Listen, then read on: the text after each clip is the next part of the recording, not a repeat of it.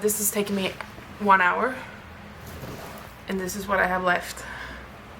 So while I do that, I'll answer some questions. I'm gonna sit here instead. I'm nervous. I always get nervous. I'm a nervous person. Okay, here's a good one. I'm curious, as I've been following your journey, what do you think the shift was that helped you find your motivation for training again? So this is an older question that I answered in text format on my Instagram, and I will talk through it today, because sometimes things come out differently when you put words to it through your mouth rather than text. A lot of the fitness advice out there that you will hear will tell you that whether or not you stay consistent comes down to your discipline. I personally think that this is very simplified. I think the issue is that a lot of fitness trainers talk about motivation from a very biased point of view.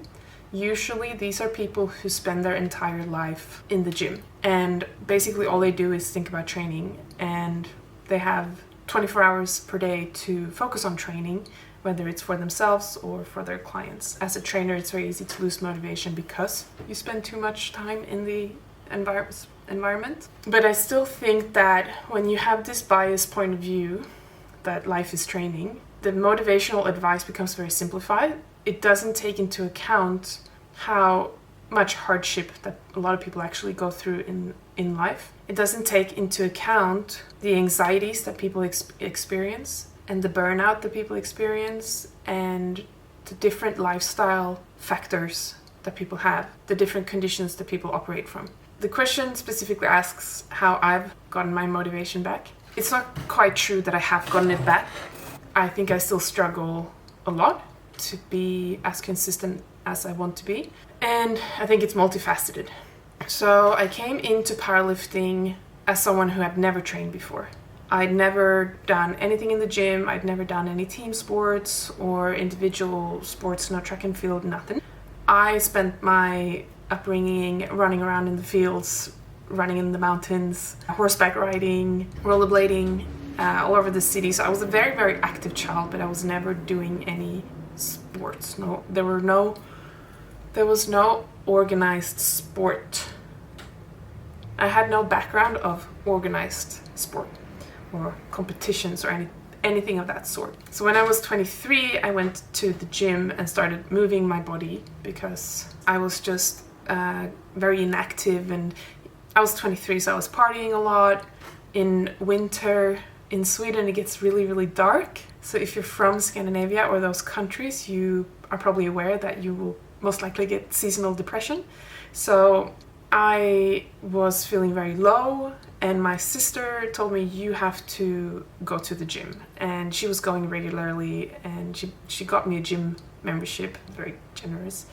And I started training and I started lifting, and it did not take very, very long at all. It did not take long at all before I was expressing levels of strength that are really unusual. So I had been training, I suppose, for maybe 2 or 3 months, and I was deadlifting 140 kilos. I was squatting 130 kilos. And this is like at 60 kilo body weight. So I was quite small at that time as well. And I felt all of a sudden like, oh my God, I'm good at something. I have capabilities that I wasn't aware of. This is truly something that I want to explore, because I suddenly felt like I had suddenly discovered something within myself that I was just craving to take to the next level. And I think strength specifically is such a powerful feeling to have, physically, mentally, emotionally, to feel like you're a strong person. I'm not even using this. To feel like you are a capable person. I know you can feel capable in many different ways. This was for me a way to feel capable. This was for me a way to feel like I had something to give. I had something that was just mine, that I could be really good at. I had a sense of not having come anywhere near my true potential. I was 23, so obviously not.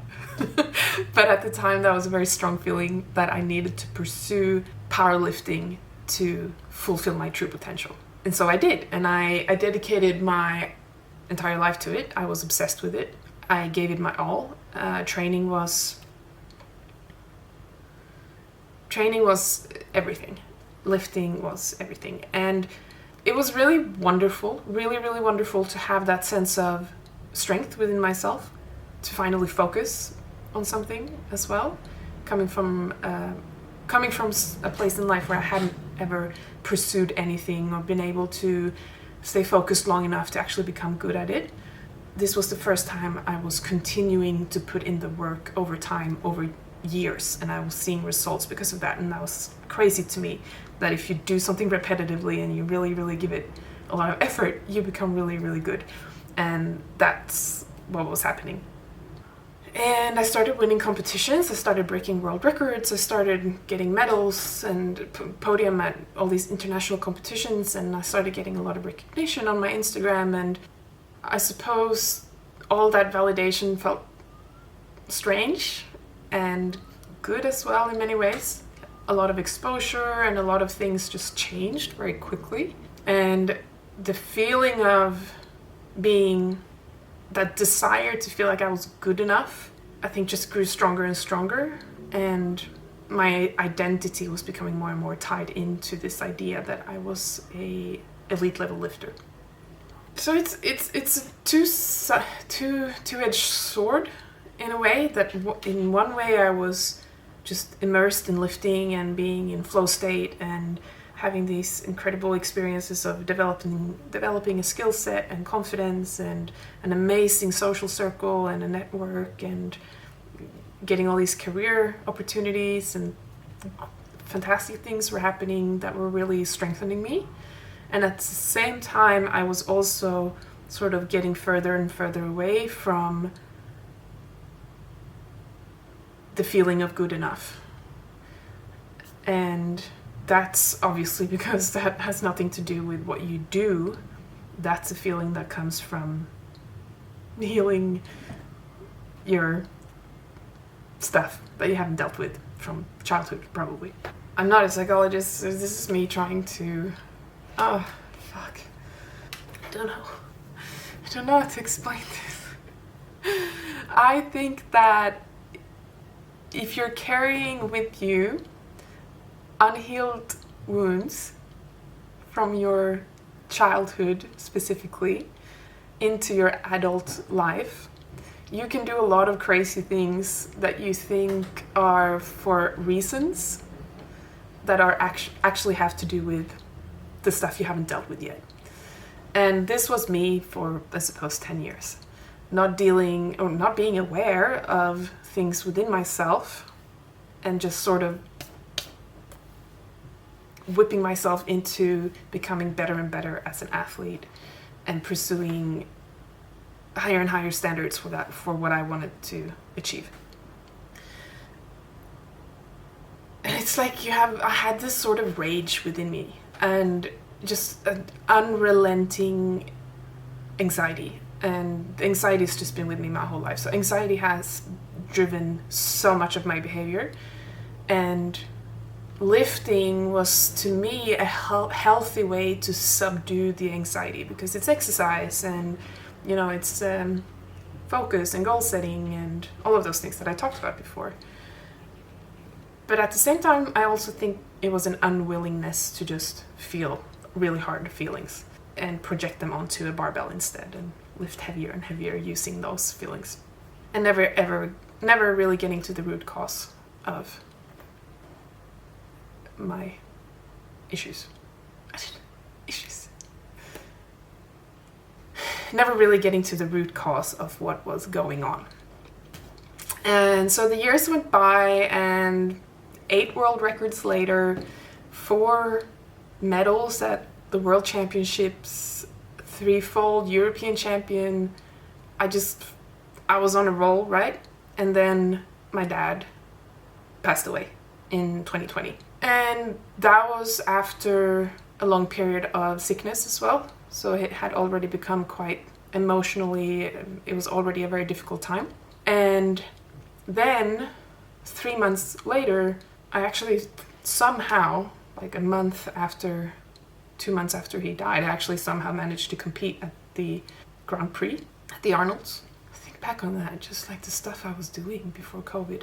Anyway, I came back to Melbourne where I was living at the time because I had moved to Australia, and a week later there was lockdown everywhere. And then for the following 20 months I was in lockdown, and the gym where I trained shut down, and because that gym closed because of COVID, and then they unfortunately also went out of business, I also lost my workplace and my lifting community in Melbourne.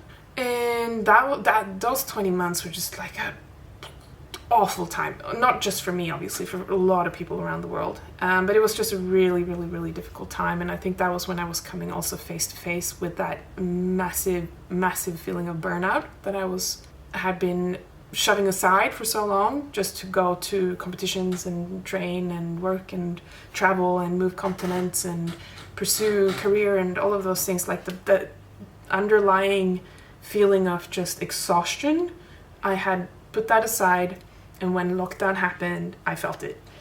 And it was emotionally difficult to be very far away from my family, and it was emotionally difficult to grieve and miss the funeral and all of those things. So anyway, I didn't train much for those 20 months, and that's, I suppose, when the identity shift happened. That's when I had some really tough conversations with myself. I have a very clear memory of being in the shower one day just thinking, if I'm not top 10 in the world, which I was at the time, like open powerlifting, you put in the metrics for like tested lifters, female, weight class, all of that stuff. I think on points I was top 10, and I thought to myself, if I stop training now and I'm no longer top 10, I don't feel like I have any worth as a human. So that was a pretty harsh thought to have, and realize that this is actually how I feel. I feel like lifting is the reason for my self-worth. And that just made me so upset that I just wanted to never lift again, because that felt like, what the fuck am I doing, you know? And so began a long journey of self-reflection, and sometimes lifting a little bit in my tool shed. And 20 months later, in November 2021, we got out of lockdown, and I got to see my family again for the first time in 2 years. And then I moved to Sydney, and I got a new job at a powerlifting gym here in Sydney, Alpha Athletes. I started my own business, Tempest Strength, which is an online business that helps powerlifters get stronger. I started training again. I'd gained 14 kilos at this point, and I'd lost so much strength, it was ridiculous. But I think I'd also gained a new sense of perspective on some of those deep-rooted struggles that I talked about at the beginning of this video. I'd been going to therapy at this point for a year and a half, ever since my dad passed, and I felt closer to myself. I felt way less fierce. As a lifter, I've always identified as a very fierce competitor, a very fierce powerlifter. And I think that was partly fueled by that rage that I've carried with me through childhood, as a teenager, adulthood. And I wasn't feeling that anymore. I think I was definitely still feeling the exhaustion, but sometimes you have no alternative. Sometimes there's no time to rest. I was in a situation where I had to get my business up, get my roster up.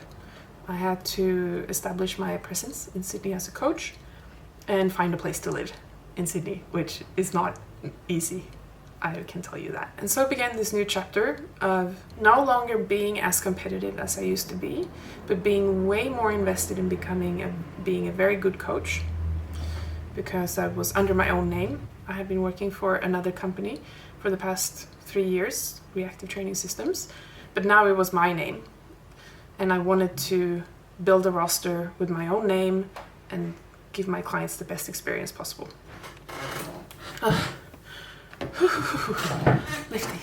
Lifting journey. Sweaty. Where am I going with this? So as I was doubling down on business development, my entire environment, I had no stability. My first year here in Sydney was basically just chaos.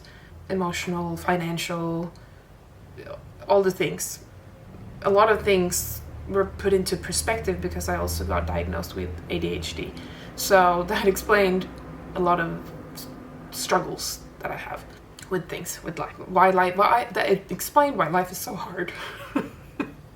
It explained why life is, in many ways, so hard. And the anxiety and the overwhelm was constant.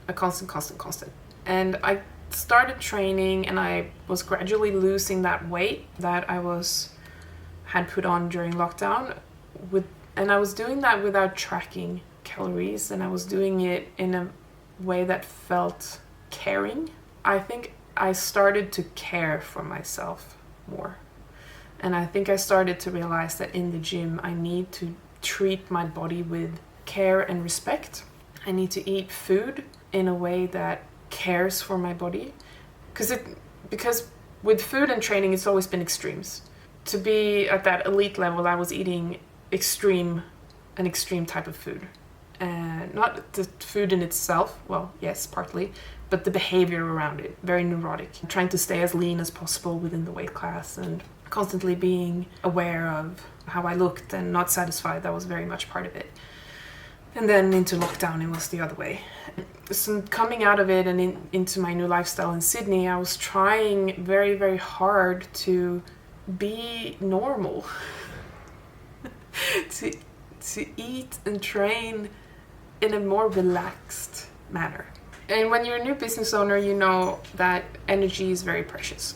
So it was the shift out of the elite mindset and pursuing the impossible, setting new standards, not just for myself, but for women in sport, which was a very high driving factor for me early on in my career, to shifting into caring for myself. And in a way, just trying to put my best foot forward, trying to establish a routine and relearn behaviors. I still struggle to know how to be a powerlifter without that obsession and rage and craziness inside of me that just had to go somewhere. Because I feel calmer, and I feel like going to the gym doesn't have that same is not the same cathartic experience. I like going to the gym to exercise, believe it or not.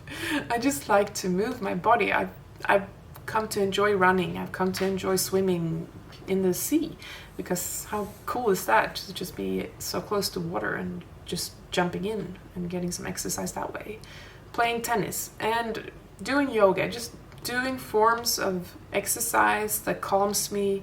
My anxiety is way lower. I won't go into it in this video, but my work life has changed entirely. I've reduced my hours coaching a lot, because that's another thing I've realized, that being a coach and being an athlete are two things that are very difficult, and I want to, as much as I'm still struggling, I want to still give it my all. I still want to go to Worlds. I still want to be back on the international platform and be my strongest self. But I don't want to be there by paying the price of my mental health. And it's painful, because for almost over a decade, I felt like that price was worth it. So I've had that mindset for so long that at any cost will I become as strong as I possibly can. And I still feel that temptation sometimes when I'm tempted to weigh my food. I'm tempted to go into extremes, like the extreme kind of thinking is it has a lure to it, because I know how good it feels to be in that obsessed mindset where nothing else matters. But I also know the crash that comes after that, and I can't do any more of those crashes, because I feel like I have more on the line now. I have a different kind of lifestyle that I'm trying to sustain, and a happiness that I'm trying to sustain without becoming complacent. So it's complicated, I think. I think it's complicated. And the thing is that I'm hitting personal bests at this point, which is so strange, that a few consistent training blocks where I've sort of just calmly showed up at the gym, I haven't done anything particularly special from my point of view, like the training's just been sort of routine training. And every once in a while I'll hit that big lifetime PB, and it shows me that it's possible to make progress without being all or nothing. I think that next time I compete, I might be a better competitor. I think I might be a better competitor because I think I might have a different confidence about me. I'm gonna leave this story unfinished and we can return to it at a different time because I am still figuring this out and I'm not sure that all of this made sense. I know that when I've shared these things on my Instagram, these thoughts, I've received a lot of responses. People have come back to me and said that, look, I'm struggling with this too. This sense of shifting into a new mindset of caring for yourself and not punishing yourself into becoming better. And how you almost fear that you won't get results if you're not hard on yourself. And I'm here to tell you that I think you can get the same results while also being kind to yourself. I think that's possible. So this became a little bit longer than I intended it to be. I've sort of did not quite answer the question. Yes, I think I actually answered the question. I have not wrapped any of these lights because I felt like that would make noise. And I don't think I could have been focused on memory card full. I was just saying that's it. I think that's it for today. Thanks so much for watching. Hit the subscribe button and the like button if you enjoyed the video. If you have any other questions that you want me to answer in this format, you can drop them in the comments below. I'll see you tomorrow.